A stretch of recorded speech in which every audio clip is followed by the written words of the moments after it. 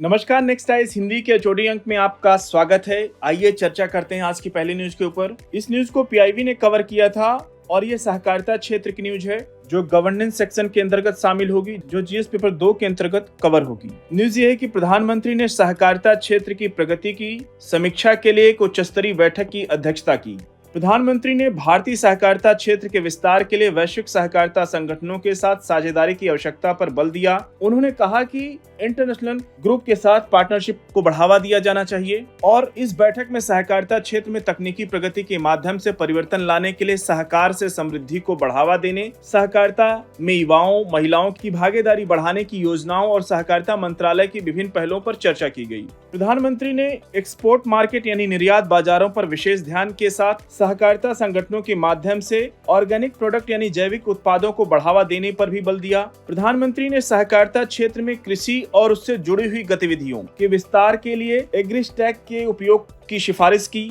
AgriStack कहें तो digital public infrastructure है, इसके इस्तेमाल की सिफारिश की जिससे किसानों को सेवाओं तक बेहतर पहुंच मिल सके। शिक्षा के संदर्भ में भी उन्होंने कुछ बातें बोली। आइए इसके ऊपर बात करते हैं। उन्होंने कहा कि स्कूलों, शैक्षणिक संस्थानों में सहकारिता पाठ्यक्रम शुरू करने का प्रस्ताव दिया। उन्होंने कहा कि स्कूलों में, कॉलेजों में और आईआईएम संस्थान, इंडियन इंस्टीट्यूट ऑफ मैनेजमेंट में सहकारिता के पाठ्यक्रम को शुरू किया जाना चाहिए और भावी पीढ़ियों को मोटिवेट यानी प्रेरित करने के लिए सफल सहकारिता संगठनों को बढ़ावा देने का प्रस्ताव रखा।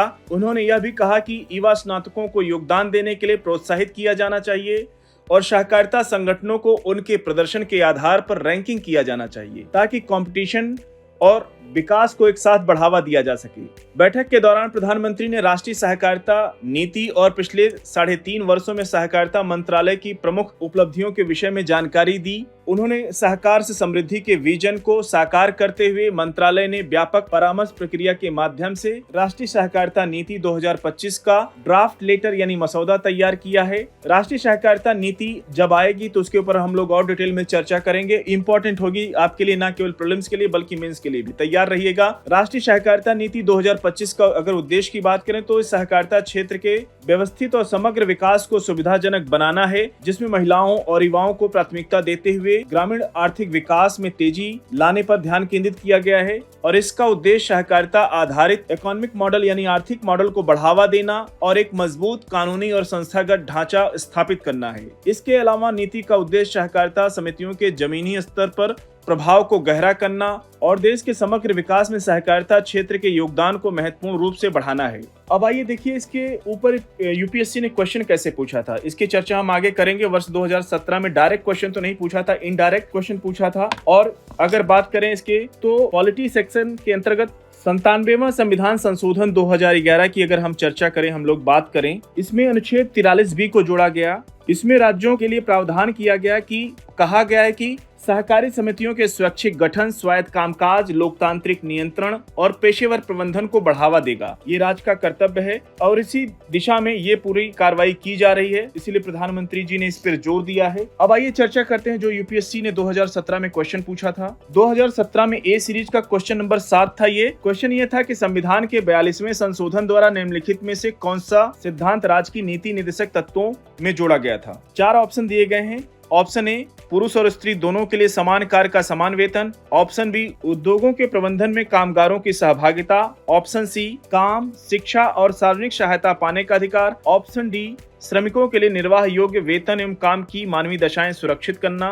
कृपया इस प्रश्न का उत्तर आप लोग अधिक से अधिक संख्या में कमेंट बॉक्स में देने का प्रयास कीजिएगा। आप लोग अभी भी उतनी संख्या में नहीं दे रहे हैं। अगर आपको कहीं कोई दिक्कत हो, कोई सुझाव हो तो कृपया कमेंट बॉक्स में आप बताइए। और आप लोग का लाइक का रिएक्शन कम आता है, अगर आपको पसंद नहीं भी आता है तो उसको भी बताइए क्या किया जाना चाहिए।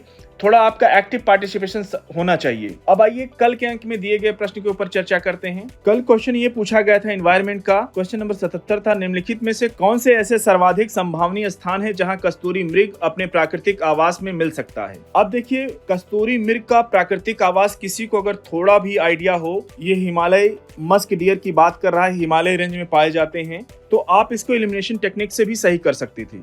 सबसे पहले तो देखिए जिसको आइडिया है कि मानस नेशनल पार्क कहाँ पे है, ये है असम में, ये तो हो नहीं सकता, इसको तो आप एलिमिनेट कर दीजिए। चौथा ऑप्शन जहां जहां भी चौथा संख्या दिखे उसको आप एलिमिनेट कर दीजिए। अब बात करते हैं गंगोत्री नेशनल पार्क, ये भी हिमालय क्षेत्र में है, ये तो होना ही चाहिए। अब किशनपुर वन्य जीव अभ्यारण्य, अगर इसको किसी को आइडिया है कहाँ पे है तो ये सही कर सकता था। ये है किशनपुर, इसकी लोकेशन है उत्तर प्रदेश के लखीमपुर खीरी में, मैलानी के पास, जो दुधवा टाइगर रिजर्व का हिस्सा है ये, और ये तराई क्षेत्र में पाया जाता है, तो ये भी एलिमिनेट हो जाएगा। तीसरे को भी आप काट दीजिए। अब बचा सही उत्तर ऑप्शन 1 और 2, अस्कोट वन्यजीव अभ्यारण्य और गंगोत्री नेशनल पार्क, यही सही उत्तर होगा इसका। और इसके डिटेल में और बात करें तो देखिए, हिमालयी कस्तूरी मृग एक छोटा आदिम सर्विड हिरण प्रजाति का स्तनधारी होता है ये, और ये हिरण की अनूठी विशेषता नर मृग में कस्तूरी ग्रंथि की उपस्थिति के कारण जिसके अवयवों को उसके कॉस्मेटिक और कथित औषधि गुणों के लिए महत्व दिया जाता है, और इसको IUCN ने अपनी रेड लिस्ट में इंडेंजर्ड यानी संकटग्रस्त की सूची में सूचीबद्ध किया है। जैसा कि हम लोग बात भी कर चुके हैं कि हिमालय कस्तूरी मृग हिमालय पर्वत श्रृंखला में पाए जाते हैं, और विशेष रूप से ये भूटान, चीन, नेपाल और भारत का हिमालयी क्षेत्र। अस्कोट कस्तूरी मृग वन्यजीव अभ्यारण्य उत्तराखंड में अस्कोट के पास स्थित है, और इसकी स्थापना मुख्य रूप से कस्तूरी मृग और उसके पर्यावास को कंजर्व यानी संरक्षित करने के उद्देश्य की गई है। गंगोत्री नेशनल पार्क उत्तराखंड के उत्तरकाशी जिले में स्थित है। यहाँ पर भागीरथी नदी के ऊपरी जल ग्रहण क्षेत्र में अवस्थित है ये। ठीक है, अगली न्यूज की ओर बढ़ेंगे। इस न्यूज को इंडियन एक्सप्रेस ने कवर किया, और ये गवर्नेंस सेक्शन की न्यूज है जो GS पेपर 2 के अंतर्गत शामिल होगी। न्यूज ये है कि पशु औषधि initiative health of live stock पशु औषधि पहल पशुओं के लिए सस्ती जेनरिक पशु चिकित्सा दवाइयों को उपलब्ध कराएगी, जो मनुष्यों के लिए प्रधानमंत्री जन औषधि केंद्र के समान होगी। सहकारी समितियों और प्रधानमंत्री किसान समृद्धि केंद्र द्वारा प्रबंधित इसका उद्देश्य पशु स्वास्थ्य में सुधार करना, बीमारी से संबंधित नुकसान को कम करना और किसानों की दवा की लागत को भी कम करना है इसका उद्देश्य। अगली न्यूज की ओर बढ़ेंगे। इस न्यूज को भी PIB ने कवर किया था, और ये साइंस एंड टेक सेक्शन की न्यूज है जो GS पेपर 3 के अंतर्गत शामिल होगी।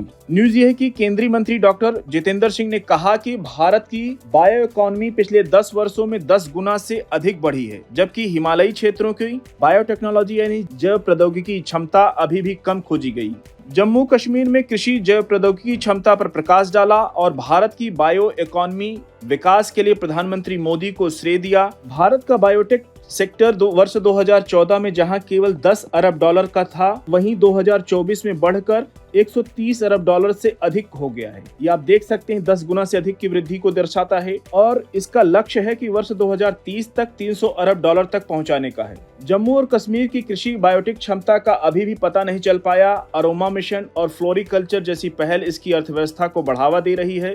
भारत बायो मैन्युफैक्चरिंग के लिए एशिया प्रशांत में तीसरे पोजीशन पर पहुंच गया है, तीसरे स्थान पर आ गया है, और बायोटेक स्टार्टअप में वृद्धि भी देखी गई है। बायो E3 नीति और NRF की 50,000 करोड़ की फंडिंग का उद्देश्य की बात करें तो नवाचार को बढ़ावा देना है। बायो E3 कहें तो बायोटेक्नोलॉजी फॉर इकोनॉमी, पहला E हो गया, दूसरा E हो गया आपका बायोटेक्नोलॉजी फॉर इन्वायरमेंट, तीसरा E biotechnology for employment creation यानी नौकरियां प्रदान करना। अगली न्यूज की ओर बढ़ेंगे। इस न्यूज को भी PIB ने कवर किया था। न्यूज ये है कि Bharat digital public infrastructure AI semiconductor और इलेक्ट्रॉनिक्स मैन्युफैक्चरिंग पर मजबूत फोकस के साथ अपने डिजिटल भविष्य को आकार दे रहा है। प्रधानमंत्री श्री नरेंद्र मोदी ने कहा कि Bharat digital public infrastructure, artificial intelligence, semiconductor और इलेक्ट्रॉनिक्स मैन्युफैक्चरिंग पर विशेष ध्यान देते हुए अपने डिजिटल भविष्य को आकार दे रहा है। उन्होंने अश्विनी वैष्णव के लेख को X पर पोस्ट करते हुए इसका उल्लेख किया है, और इस दिशा में सुपर कंप्यूटर को अधिक बनाने के लिए और भारत का खुद का आर्टिफिशियल इंटेलिजेंस निर्माण करने के लिए बात की गई है। तो कुल मिला के इंपॉर्टेंट न्यूज है साथियों, और आज के HOD अंक को यहीं पर समाप्त करते हैं। मिलते हैं नेक्स्ट अंक में कुछ और इंपॉर्टेंट न्यूज के साथ, तब तक जुड़े रहिए नेक्स्ट आइस हिंदी के साथ। धन्यवाद।